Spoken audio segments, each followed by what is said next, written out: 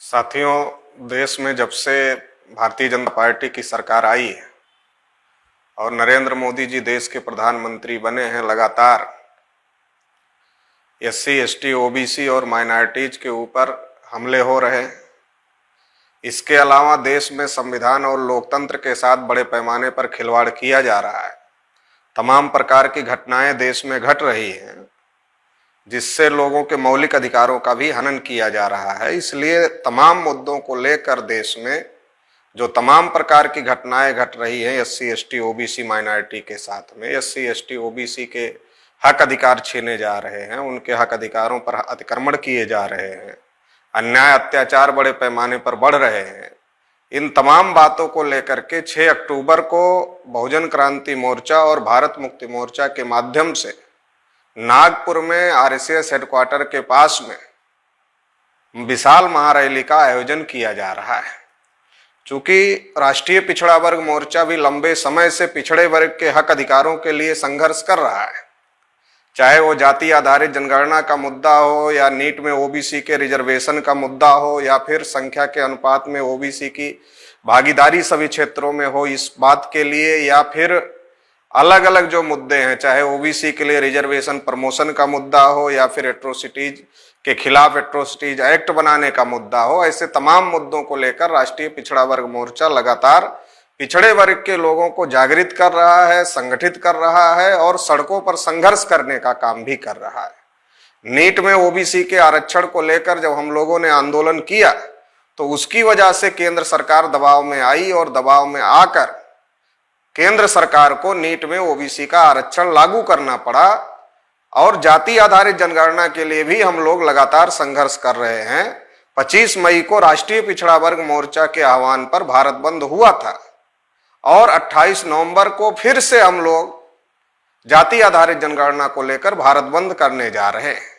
लेकिन जो आज की तारीख में एक गंभीर प्रश्न है, वो गंभीर प्रश्न ये है कि देश के प्रधानमंत्री खुद ओबीसी वर्ग से आते हैं और वो चुनावों में इस बात को कहते हैं कि हम पिछड़े वर्ग के हैं, हम ओबीसी समाज के हैं, लेकिन पिछड़े वर्ग का आदमी जो कि देश के प्रधानमंत्री हैं और पिछड़े वर्ग की गिनती नहीं हो रही है, जानवरों की गिनती हो रही है, कुत्तों की गिनती हो रही है, मगर ओबीसी के लोगों की गिनती नहीं हो रही है। तो कोई भी पिछड़े वर्ग का आदमी पिछड़े वर्ग के हित में फैसले नहीं ले रहा है तो इसके पीछे कोई ना कोई बहुत बड़ा कारण हो सकता है, क्योंकि साधारण से साधारण आदमी को भी अपना फायदा और नुकसान समझ में आता है।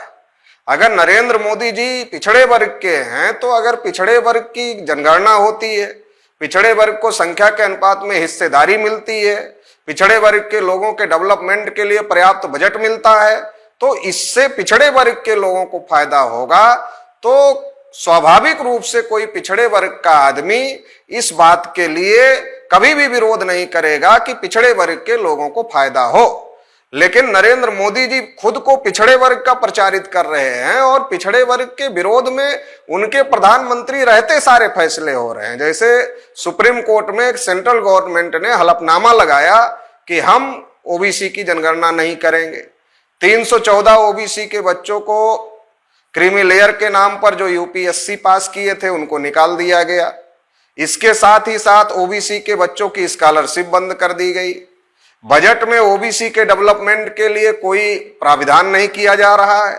तो ये जो तमाम बातें हो रही हैं, ये तमाम बातें कोई भी बैकवर्ड क्लास का आदमी अगर देश का प्रधानमंत्री है तो अपने ही विरोध में इस तरीके की बात नहीं कर सकता है। अगर ऐसा हो रहा है तो इससे ऐसा लगता है कि देश में जो सरकार चलाने का काम है वो कोई थर्ड पार्टी के लोग कर रहे हैं। और बहुत सारी छानबीन के बाद ये बात जानकारी में आ चुकी है कि देश में नरेंद्र मोदी जी देश के प्रधानमंत्री हैं, लेकिन पीछे से सरकार चलाने का जो काम है वो आरएसएस कर रही है और इसलिए देश में लगातार संविधान के साथ खिलवाड़ हो रहा है, लोकतंत्र के साथ खिलवाड़ हो रहा है। वैसे भी 2014 में जब नरेंद्र मोदी जी की सरकार आई थी तो वो सरकार ईवीएम की मदद से आई थी और अभी 2019 में भी जो सरकार नरेंद्र मोदी जी की आई वो भी ईवीएम की वजह से आई। तो इसलिए ईवीएम के का भी एक बहुत बड़ा मुद्दा है और ये सरकार जो चल रही है, इस सरकार को पीछे से आरएसएस के लोग चला रहे हैं, ये एक बहुत गंभीर मुद्दा है। और इसकी वजह से देश में बड़े पैमाने पर अन्याय अत्याचार बढ़ रहे हैं। अभी कुछ दिन पहले अखबार में खबर छपी कि आत्महत्या करने वाला हर चौथा व्यक्ति मजदूर है। लेकिन इसी के साथ साथ जब हम आत्महत्या की डिटेल जानकारी लेते हैं तो हमें पता चलता है कि आत्महत्या करने वाले मजदूर हैं, आत्महत्या करने वाले किसान हैं, आत्महत्या करने वाले नौजवान हैं और आत्महत्या करने वाली महिलाएं हैं। तो ये आत्महत्याओं का सिलसिला बढ़ रहा है। तमाम प्रकार की घटनाएं देश में हो रही है। कुछ ब्राह्मणवादी लोग सभाएं करते हैं, सम्मेलन करते हैं और उसमें प्रस्ताव पास करते हैं कि हम संविधान को बदलेंगे और संविधान की रूपरेखा प्रस्तुत करते हैं। तो संविधान का विरोध करने का इतना बड़ा जो हौसला लोगों के अंदर पैदा हुआ है, ये अपने आप नहीं पैदा हुआ है। इसके पीछे आरएसएस के लोग हैं और आरएसएस के लोग ही ये सारा काम करवाने का काम कर रहे हैं। देश में जो जानवरों की गिनती हो रही है मगर ओबीसी की गिनती नहीं हो रही है। ओबीसी का प्रधानमंत्री होने के बावजूद भी ओबीसी के खिलाफ सारे फैसले हो रहे हैं। तो इन सारी गतिविधियों के पीछे अगर कोई जिम्मेदार है तो वो आरएसएस जिम्मेदार है। तो अगर इन सारी गतिविधियों के पीछे आरएसएस जिम्मेदार है और देश में चाहे किसान हो, चाहे मजदूर हो, चाहे महिला हो, चाहे एससी एसटी ओबीसी माइनॉरिटी का आदमी हो, सभी के ऊपर अन्याय और अत्याचार किया जा रहा। राजस्थान में इंद्र कुमार मेघवाल की हत्या हो गई, मध्य प्रदेश में ओबीसी लड़की के साथ में अन्याय अत्याचार हुआ, इसी प्रकार से उत्तर प्रदेश में तमाम घटनाएं हुई, इसी प्रकार से देश में तमाम घटनाएं हो रही हैं। तो जो इस प्रकार से तमाम घटनाएं हो रही हैं और जो सरकार चला रहे हैं उनके पीछे से कोई सरकार वास्तव में चला रहा है, इस बात की जानकारी होने के बाद में ये फैसला करना पड़ा कि अभी केवल सरकार को घेरने से काम नहीं चलेगा। क्योंकि रोहतक हरियाणा में जब वामन मेश्राम जी का कार्यक्रम लगा तो आरएसएस के लोगों ने विरोध किया और प्रशासन का उपयोग करके, पुलिस का उपयोग करके उस कार्यक्रम को रोका गया। भारतीय संविधान के आर्टिकल 19 के तहत अब व्यक्ति की आजादी देश के सभी नागरिकों को है और बिना शस्त्र धारण किए हुए अपना कार्यक्रम, सभा, सम्मेलन देश के हर नागरिक ले सकते हैं। वो अपना संगठन चला सकते हैं, अपने संगठन का प्रचार प्रसार कर सकते हैं। और जो देश का लोकतंत्र है या जो दुनिया का लोकतंत्र है वो अभिव्यक्ति की आजादी के बगैर नहीं हो सकता। जो लोकतंत्र है वो अभिव्यक्ति की आजादी के ऊपर ही खड़ा है। लेकिन रोहतक में जिस तरीके से आरएसएस के लोगों के द्वारा हस्तक्षेप करके, पुलिस प्रशासन का उपयोग करके रोका गया कार्यक्रम को, और इसी प्रकार की दूसरी घटना कानपुर में जब उत्तर प्रदेश में वामसेप का राज्य अधिवेशन हो रहा था तो उस राज्य अधिवेशन को भी रोकने के लिए मैं हूं ब्राह्मण नाम का एक संगठन, जो कि मूल रूप से जिसमें आरएसएस के ही ब्राह्मण रहते हैं, तो आरएसएस के लोगों ने उन ब्राह्मणों को आगे करके दोबारा से वामसेप का जो अधिवेशन हो रहा था उसको रोकने का काम किया और आर्टिकल 19 का दोबारा से उल्लंघन पुलिस प्रशासन को आगे करके किया। तो इस प्रकार की जो तमाम घटनाएं हो रही है, जो संविधान के खिलाफ में है, जो लोकतंत्र के खिलाफ में है, इन तमाम प्रकार की घटनाओं पर अगर कार्यवाही नहीं की गई, इस पर रोक नहीं लगाया गया, तो जो लोग संविधान और लोकतंत्र को खत्म करना चाहते हैं, जो लोग संविधान और लोकतंत्र के विरोध में जो ताकतें काम कर रही हैं, उनका मनोबल बहुत ज्यादा बढ़ सकता है।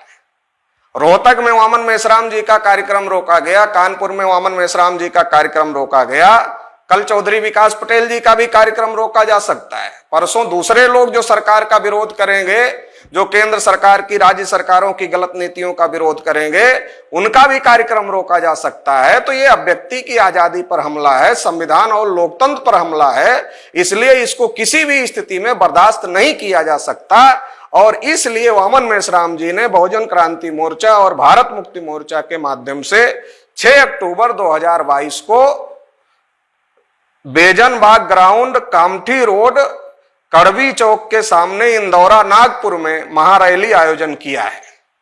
तो ये जो विशाल महारैली हो रही है, इसमें तमाम प्रकार के मुद्दे रखे गए हैं, जिसमें एक मुद्दा है आरएसएस द्वारा, भाजपा द्वारा संविधान द्रोह किया गया।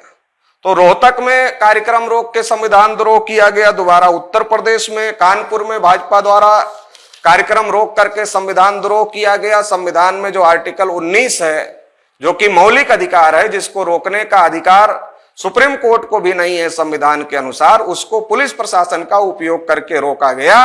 और हमारे लोगों को बताया जाता है, और हमारे तमाम पुरखों ने आजादी की लड़ाई में बहुत ज्यादा कुर्बानी देने का काम किया। अगर बैकवर्ड क्लास के लोग उस आजादी की लड़ाई में शामिल नहीं होते तो आज ये जो आरएसएस और बीजेपी के लोग जो कर रहे हैं ये करने लायक नहीं होते, क्योंकि ये लोग आजादी की लड़ाई में शामिल नहीं थे। आजादी की लड़ाई में बैकवर्ड क्लास के लोग, शेड्यूल कास्ट के लोग, शेड्यूल ट्राइब के लोग और माइनॉरिटीज के लोग बहुत बड़ी संख्या में शामिल थे। और अगर हमारे बाप दादा उस लड़ाई में नहीं शामिल होते तो ये लोग आजादी हासिल नहीं कर सकते थे। हमारे लोगों ने आजादी दिलाई। आज आजादी के 75 साल में एक तरफ आजादी का अमृत उत्सव मना रहे हैं और दूसरी तरफ हमको ही बोलने पर पाबंदी लगा रहे हैं। एक तरफ आजादी का उत्सव मनाना और दूसरी तरफ देश के नागरिकों को बोलने पर पाबंदी लगाना, इससे ये बात साबित होती है कि जो लोग हैं ये लोग भी देसी लोग नहीं हैं जो बोलने पर पाबंदी लगा रहे हैं। क्योंकि धारा 144 का जो कानून है वो कानून अंग्रेजों ने बनाया था, और अंग्रेजों ने जो कानून बनाया धारा 144 का, उस समय जो आजादी की लड़ाई लड़ रहे थे उनको रोकने के लिए, आज उसी कानून का उपयोग ब्राह्मण लोग इस देश के मूल निवासियों की आजादी के आंदोलन चलाने वाले को रोकने के लिए कर रहे हैं। तो इसे भी हम किसी प्रकार से बर्दाश्त नहीं कर सकते, और संविधान द्रोह जो लोग कर रहे हैं उनके खिलाफ हम लोग कार्यवाही करने का काम करेंगे। इसलिए जो ये रैली आयोजित की गई है उसमें हम लोग राष्ट्रीय पिछड़ा वर्ग मोर्चा की तरफ से समर्थन कर रहे हैं। दूसरा जो बहुत बड़ा मुद्दा है ईवीएम का मुद्दा है। ईवीएम को आरएसएस बीजेपी इस्तेमाल कर रही है। आज देश में जिस तरीके से वामसेप के माध्यम से, राष्ट्रीय पिछड़ा वर्ग मोर्चा के माध्यम से, भारत मुक्ति मोर्चा के माध्यम से, बहुजन क्रांति मोर्चा के माध्यम से और तमाम संगठनों के माध्यम से जिस तरह से जागृति बढ़ी हुई है, उस जागृति से ब्राह्मण लोग बहुत ज्यादा घबराए हुए हैं। क्योंकि 3.5% के जो ब्राह्मण हैं वो लोकतंत्र में अपने वोट के अधिकार पर गांव में सरपंच नहीं बन सकते हैं। जो गांव में सरपंच नहीं बन सकते हैं, आजादी के 75 साल में या तो प्रधानमंत्री बनते रहे या तो प्रधानमंत्री कौन बनेगा ये तय करते रहे। लेकिन आज जागृति बढ़ गई है, तमाम संगठन जो जागृति कर रहे हैं उनकी वजह से।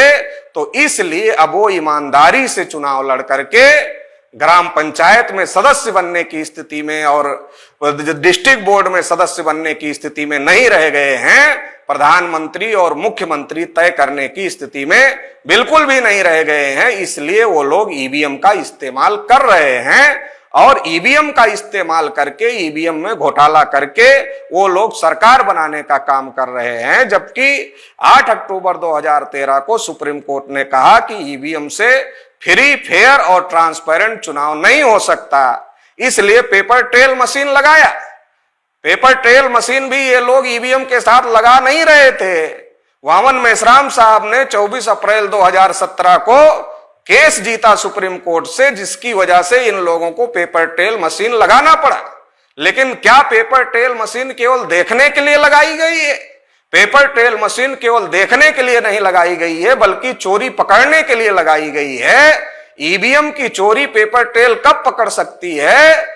जब पेपर ट्रेल से जो कागज निकल रहा है उसकी गिनती हो, उसका मिलान किया जाए। तो जो मांग बहुजन क्रांति मोर्चा और भारत मुक्ति मोर्चा के लोग कर रहे हैं कि या तो ईवीएम से जो पेपर ट्रेल लगा है उससे जो पर्ची निकल रही है उसका 100% मिलान किया जाए, या फिर बैलेट पेपर से चुनाव कराया जाए। इस मांग से राष्ट्रीय पिछड़ा वर्ग मोर्चा पूरी तरीके से सहमत है और हम लोग इसका समर्थन करते हैं।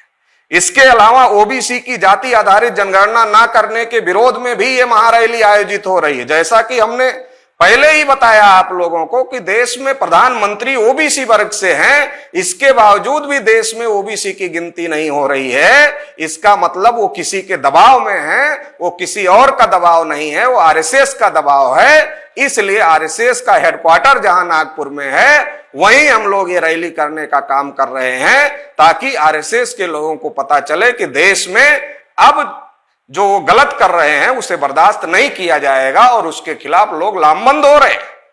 इसके अलावा जो अगला मुद्दा है वो मुद्दा है संविधान बदलने की साजिश के विरोध में।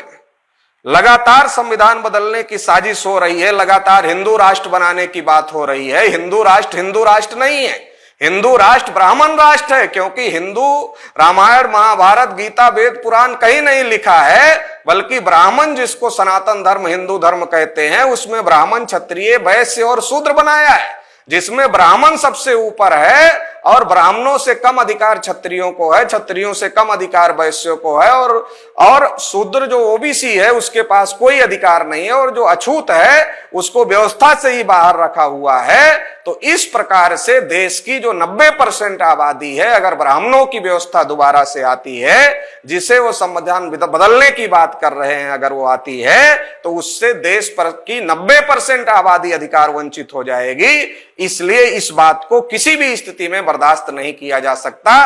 वर्तमान जो भारतीय संविधान है वो 1848 में जो ज्योतिबा फुले ने लड़ाई शुरू किया, छत्रपति साहू महाराज ने उस लड़ाई को आगे बढ़ाया और बाबा साहब अम्बेडकर ने उस लड़ाई को आगे बढ़ाते हुए भारतीय संविधान लिखा। ये जो सोच है ज्योतिबा फुले, छत्रपति साहू महाराज और बाबा साहब अम्बेडकर की सोच, भारतीय संविधान में बहुत सारी बातें लिखी गई हैं। क्योंकि ज्योतिबा फुले जो बात कहते थे, छत्रपति साहू महाराज ने वो बात अपने राज्य में लागू करने का काम किया, और जिन बातों को छत्रपति साहू महाराज ने अपने राज्य में लागू किया उनमें से बहुत सारी बातें जितना बाबा साहब अम्बेडकर लागू कर सकते थे संविधान में, उतनी बातें लिखने का काम किया। इसकी वजह से देश में सभी नागरिक समान हो गए और ये बात संविधान में लिखा गया है। लेकिन अब जो लोग ये बात कर रहे हैं कि हम हिंदू राष्ट्र बनाएंगे, वो हिंदू राष्ट्र इसलिए कहते हैं ताकि ओबीसी के लोगों को हिंदू के नाम पर मूर्ख बनाकर उनका समर्थन हासिल किया जा सके। लेकिन एक्चुअल बात यह है कि वो ब्राह्मणों का वर्चस्व वाला राष्ट्र बनाना चाहते हैं, जिसमें केवल 3.5% ब्राह्मणों को ही अधिकार होगा और 97% लोग अधिकार वंचित होंगे। तो इसलिए देश की जो बहुसंख्यक आबादी है उनको इस बात को समझने की जरूरत है, और खास तौर से पिछड़े वर्ग के लोगों को भी समझने की जरूरत है। और इसलिए जो संविधान बदलने की कोशिश हो रही है, इसको किसी भी स्थिति में बर्दाश्त नहीं किया जा सकता है। इसलिए बहुजन क्रांति मोर्चा और भारत मुक्ति मोर्चा के द्वारा जो ये महारैली की जा रही है संविधान बदलने के विरोध में, इसका भी हम लोग समर्थन करते हैं कि संविधान किसी भी स्थिति में नहीं बदला जाना चाहिए, और इसके लिए राष्ट्रीय पिछड़ा वर्ग मोर्चा पूरी ताकत के साथ इस महारैली में शामिल होगा। इसके अलावा जो एक मुद्दा यह है कि आरएसएस के द्वारा आदिवासियों को जबरदस्ती हिंदू बनाया जा रहा है। इसी के साथ एक मुद्दा है आरएसएस भाजपा के द्वारा ओबीसी को जबरदस्ती हिंदू बनाया जा रहा है। ये जो हिंदू बनाने का मामला है, जब मुसलमान से लड़ना हो तब ओबीसी आदिवासी पहले नंबर का हिंदू है, जब वोट देना हो तब पहले नंबर का हिंदू है। लेकिन जब ओबीसी को और आदिवासी को हक अधिकार चाहिए, मान लो संविधान में ये बात लिखा हुआ है 5वीं और 6ठी अनुसूची में कि जिस इलाके में आदिवासी रहते हैं वहां के जल जंगल जमीन पर आदिवासियों का अधिकार है, तो अधिकार देने के लिए फिर आदिवासी हिंदू नहीं है, लेकिन वोट लेने के लिए आदिवासी हिंदू है, मुसलमान से लड़ने के लिए आदिवासी हिंदू है। इसी प्रकार से ओबीसी का मामला है, ओबीसी की गिनती के लिए ओबीसी हिंदू नहीं है, ओबीसी को संख्या के अनुपात में आरक्षण मिले इसके लिए ओबीसी हिंदू नहीं है, ओबीसी का मंडल कमीशन पूरी तरीके से लागू हो इसके लिए ओबीसी हिंदू नहीं है, लेकिन वोट लेने के लिए ओबीसी हिंदू है। तो ये जो बेवकूफ बनाने का कार्यक्रम आरएसएस बीजेपी का चल रहा है। वैसे भी जो हिंदू शब्द है, ये सत्यार्थ प्रकाश में दयानंद सरस्वती ने लिखा, ये मुगलों के द्वारा दी गई गाली है। रामायण महाभारत वेद पुराण श्रुति स्मृति कहीं पर भी हिंदू नहीं लिखा हुआ है। तो अगर दयानंद सरस्वती ऐसा कहते हैं कि ये गाली है, तो ये गाली ब्राह्मण लोग एससी एसटी ओबीसी को क्यों दे रहे हैं? तो ये गाली हमें अब बर्दाश्त नहीं है। इसलिए इस मुद्दे का भी हम लोग समर्थन करते हैं और इस मुद्दे के खिलाफ भी हम लोग लड़ाई लड़ने का काम करें। इसके अलावा आरएसएस के द्वारा बौद्ध विरासत पर कब्जा किया जा रहा है, तमाम प्रकार का, चाहे अयोध्या हो चाहे काशी मथुरा हो। मैं गया, तमाम जगह पर गया, जमीन के नीचे जहां जहां खुदाई हुई हर जगह बौद्ध स्तूप या तो निकले, बौद्ध की मूर्तियां निकली, तमाम प्रकार के बौद्ध अवशेष निकले। तमाम ऐसे स्तूप हैं जिसको सुरक्षित नहीं किया जा रहा है और वो धीरे धीरे उनका क्षरण हो रहा है और धीरे धीरे उनको खत्म किया जा रहा है, और तमाम जगह पर ब्राह्मणवादियों ने कब्जा किया हुआ है। अयोध्या में जब नीचे खुदाई हुई तो खुदाई में बुद्ध के अवशेष निकले। तो ये देश भर में बुद्ध और अशोक की ही विरासत है और ये हमारी मूल निवासियों की और पिछड़े वर्ग की गौरवशाली विरासत है। इसलिए इस विरासत पर अगर ब्राह्मणवादी कब्जा करेंगे तो इसको भी हम लोग बर्दाश्त नहीं करेंगे और इसके खिलाफ भी जो लड़ाई बहुजन क्रांति मोर्चा और भारत मुक्ति मोर्चा लड़ रहा है, इस लड़ाई का भी हम समर्थन करते हैं। इसके अलावा आरएसएस का राष्ट्रीय स्तर पर नियंत्रण और इंद्र कुमार मेघवाल की हत्या, केवल इंद्र कुमार मेघवाल नहीं की हत्या ही नहीं हुई, ऐसे बहुत सारे लोगों की हत्याएं हो रही, बैकवर्ड क्लासेज की भी लोगों की हत्याएं हो रही है, शेड्यूल कास्ट के लोगों की भी हत्याएं हो रही है। कुछ मामले हाईलाइट हो जाते हैं, कुछ मामले हाईलाइट नहीं हो पाते, लेकिन देश भर में ऐसी हजारों घटनाएं प्रतिदिन हो रही हैं। तो जो ये तमाम प्रकार की घटनाएं प्रतिदिन इस प्रकार की हो रही है, उसका कारण ये है कि देश में ब्राह्मणों का आरएसएस का नियंत्रण है सरकार पर और आरएसएस ब्राह्मणों का मूल रूप से संगठन है। तो ब्राह्मणों का नियंत्रण है। ब्राह्मणों का नियंत्रण होने की वजह से जो ब्राह्मणवादी लोग हैं उनका मनोबल बढ़ गया है और मनोबल बढ़ जाने की वजह से वो ओबीसी एससी एसटी के ऊपर बड़े पैमाने पर अन्याय और अत्याचार कर रहे हैं। तो इसका भी हम लोग विरोध करते हैं और बहुजन क्रांति मोर्चा इस मुद्दे पर लड़ाई लड़ रहा है, तो हम लोग इसका समर्थन करते हैं। आरएसएस का राष्ट्रवाद ब्राह्मणी आतंकवाद पर खड़ा है। देश में तमाम बम ब्लास्ट हुए, उसमें कई आरएसएस के लोगों ने इस बात को कबूल किया और स्वीकार किया कि ये बम ब्लास्ट हमने किए हुए हैं। तो इससे ये बात प्रमाणित हो गई है कि देश में बम ब्लास्ट करने का काम आरएसएस के लोग कर रहे हैं और मुसलमानों के खिलाफ प्रोपेगेंडा कर रहे हैं ताकि ओबीसी एससी एसटी को हिंदू बनाया जा सके। क्योंकि जो 3.5% ब्राह्मण है वो अपने वोट से अब चुनाव जीतने की स्थिति में नहीं है, तो इसलिए एससी एसटी ओबीसी को मुसलमानों के खिलाफ भड़काकर, क्योंकि अगर वो समझाकर एससी एसटी ओबीसी को हिंदू नहीं बना सकते, एससी एसटी ओबीसी को समझाएंगे तो उनको बताना पड़ेगा तुम किस वर्ण में हो, तो इसलिए वो वर्ण बताएंगे तो वो फंस जाएंगे। इसलिए वो एससी एसटी ओबीसी को समझाकर हिंदू नहीं बनाते, क्योंकि वो समझाएंगे तो एससी एसटी ओबीसी के लोग कहेंगे तुमने हमें शूद्र बनाया, तुमने हमें अछूत बनाया, तुमने हमें जंगलों में रहने के लिए मजबूर किया, तो हम तुम्हारे साथ कैसे चलें। लेकिन जब वो हिंदू मुस्लिम का विवाद खड़ा करते हैं तो इससे क्या लगता है, इससे एससी एसटी ओबीसी का हिंदू के नाम पर ध्रुवीकरण करना आसान हो जाता है। तो ये जानबूझकर आरएसएस के द्वारा बम ब्लास्ट करवा करके और मुसलमानों के खिलाफ प्रोपेगेंडा करके एससी एसटी ओबीसी का समर्थन हासिल करने की साजिश है और इससे एससी एसटी ओबीसी अपने हक अधिकार की लड़ाई भूल जाता है और हिंदू मुसलमान के विवाद में गुमराह होकर के ब्राह्मणों के समर्थन में खड़ा हो जाता है। इससे नुकसान मुसलमान का कम और एससी एसटी ओबीसी के लोगों का ज्यादा हो जाता है और खास तौर से पिछड़े वर्ग के लोग इसमें सबसे ज्यादा सक्रिय रहते हैं, इसलिए सबसे ज्यादा नुकसान भी पिछड़े वर्ग के लोगों का होता है। तो इसलिए हम इसका भी, इस षड्यंत्र का भी विरोध करते हैं और इसके खिलाफ में भी जो ये रैली हो रही है हम लोग इसका समर्थन करते हैं। इसके अलावा बिल्किस बानो को न्याय नहीं मिला। बिल्किस बानो केस में जो अपराधी थे जिनको सजा मिल गई थी उनकी सजा को माफ कर दिया गया और उन्हें छोड़ दिया गया, जो कि बहुत ज्यादा गलत है, बहुत ज्यादा अमानवीय है और किसी तरीके से उसको न्यायोचित नहीं कहा जा सकता। तो इसलिए इसका भी हम लोग धिक्कार करते हैं, विरोध करते हैं और इसके खिलाफ में भी ये जो महारैली हो रही है इस महारैली का हम समर्थन करते हैं। ये तमाम मुद्दे हैं, ये तमाम मुद्दे देश की बहुसंख्यक आबादी जो देश में अधिकार वंचित की गई है ब्राह्मणों के द्वारा, उनके हक अधिकार से संबंधित हैं, उनके साथ न्याय हो इससे संबंधित हैं। इसलिए तमाम मुद्दों को लेकर के ये जो महारैली हो रही है 6 अक्टूबर को, तो इस महारैली में राष्ट्रीय पिछड़ा वर्ग मोर्चा के जो भी कार्यकर्ता पदाधिकारी हैं उनको अभी से तैयारी शुरू कर देना है और अभी से तैयारी शुरू करके ज्यादा से ज्यादा तादाद में इस महारैली में पिछड़े वर्ग के लोगों को शामिल करवाना है। इसके अलावा पिछड़े वर्ग के जो वेलविशर हैं, सपोर्टर हैं, उनको भी हम ये अनुरोध करना चाहते हैं कि आप लोग भी, चूंकि ये संविधान और लोकतंत्र को बचाने का मामला है, संविधान और लोकतंत्र बचेगा तो हमारे हक अधिकार हमें मिलेंगे। तो इसलिए ये किसी का निजी मामला नहीं है बल्कि ये समाज से जुड़ा और देश को बचाने का मामला है। तो इसलिए देश और समाज को बचाने के लिए इस लड़ाई को सपोर्ट करें और इस महारैली में ज्यादा से ज्यादा संख्या में शामिल होने का काम करें। इसके अलावा देश भर में जो पिछड़े वर्ग के तमाम संगठन चल रहे हैं, इसके अलावा SC ST के तमाम संगठन चल रहे हैं, इसके अलावा माइनॉरिटीज के तमाम संगठन चल रहे हैं, उन सभी लोगों को भी हम ये कहना चाहते हैं कि ये जो RSS के खिलाफ ये जो लड़ाई है, RSS के गलत कामों के खिलाफ, इस लड़ाई को अगर लड़ना है तो अलग अलग नहीं लड़ा जा सकता, तो मिलजुल करके लड़ाई लड़ना होगा। इसलिए तमाम सारे संगठनों को हम ये अपील करना चाहते हैं कि वो भी इस महारैली का समर्थन करें और इस महारैली में बहुत बड़ी संख्या में शामिल हो जाएं, ताकि जो मैसेज हम लोग देना चाहते हैं वो मैसेज उन लोगों तक पहुंचे कि देश में अब बहुसंख्यक आबादी के साथ अन्याय और अत्याचार नहीं किया जा सकता।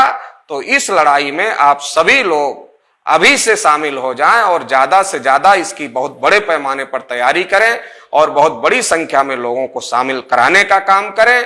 आप लोग ऐसा करेंगे, ऐसी मुझे आशा और अपेक्षा है।